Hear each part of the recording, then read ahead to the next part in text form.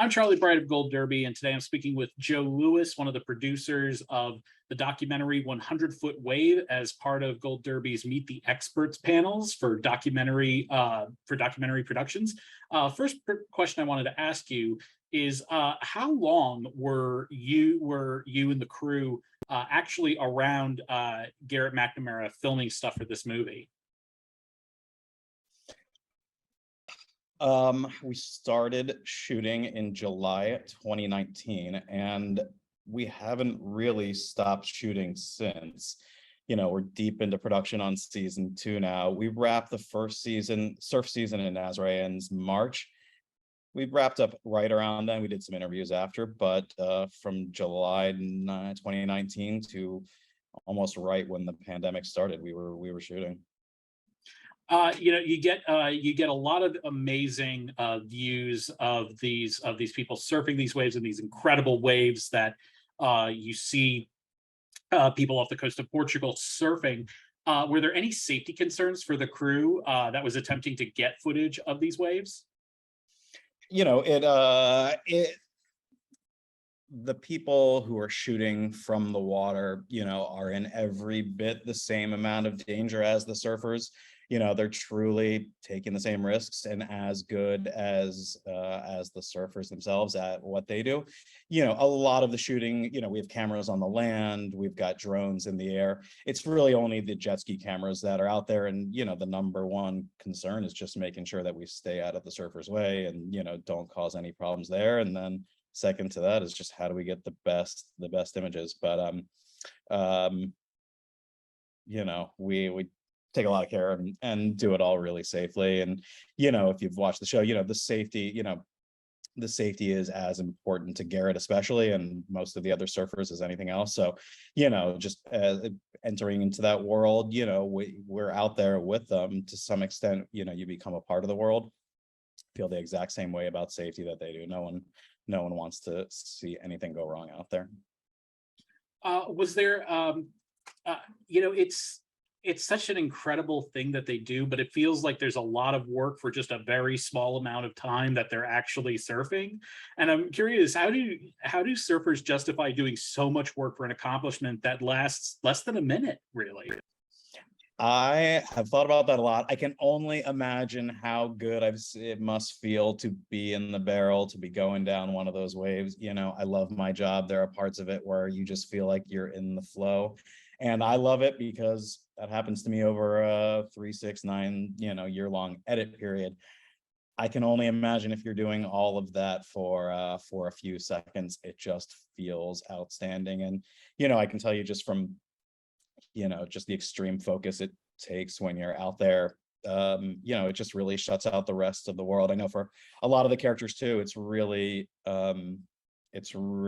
what gives them peace. It's hard, I think, it allows them to shut out the world. And I just wish I could feel what they felt getting in the barrel and going down those waves sometimes.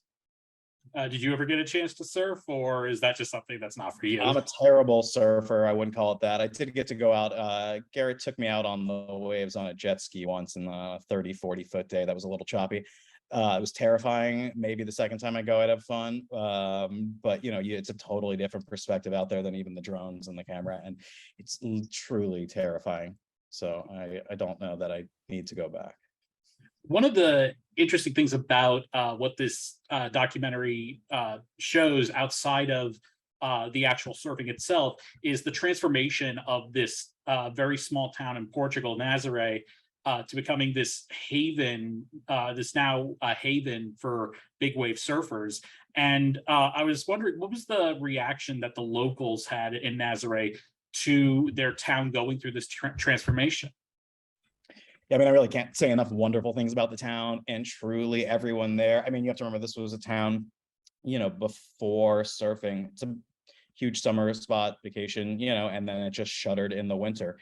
And this has just changed the town in almost every way. They were incredibly welcoming to us. A lot of our crew is from the town. We try to use locals as much as we can.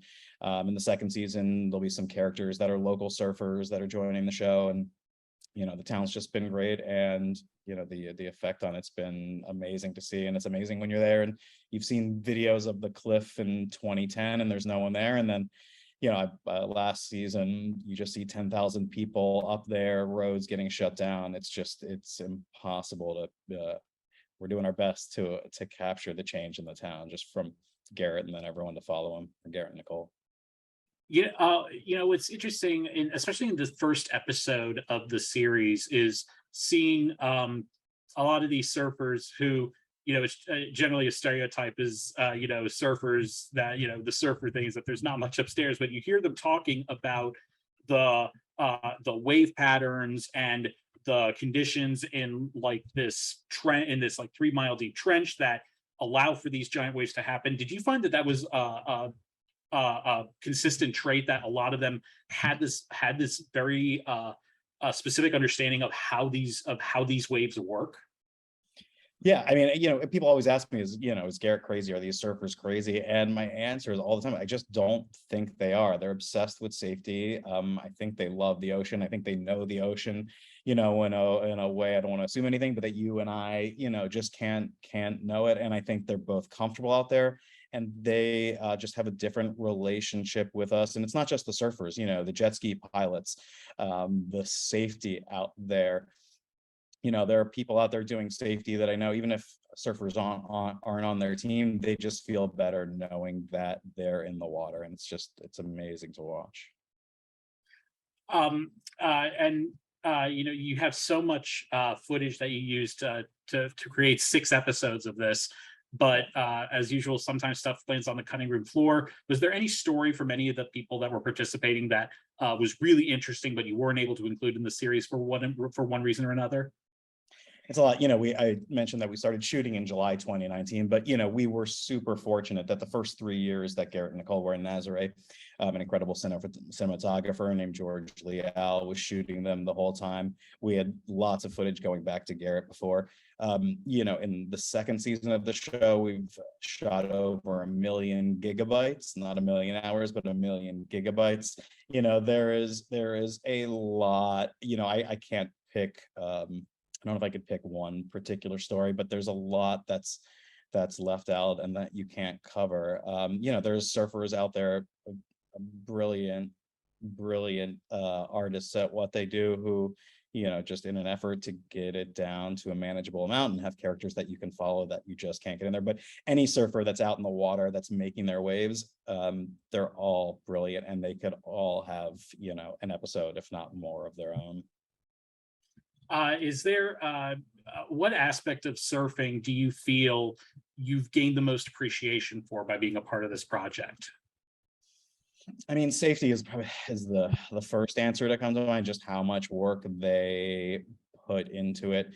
There's the mental part of just mastering your own fear, and it's really affected me. Working on the project and going forward, just the way that you can choose to view obstacles, that you can choose to embrace fear, that I truly feel changed by the project. There's nothing better than when someone who's seen it says the same thing. And I think the mental safety is the thing on the surface, but just the entire mental attitude it takes to go out there. You're much better off going on a day that's a little bit choppy, if you're in the right headspace, than being out on the perfect day and having fear. And it really, it's an easy metaphor, but extends outside of surfing too. Well, Joe, thank you so much for joining us. We wish you all the best, and we look forward to having you join our panel in just a little bit.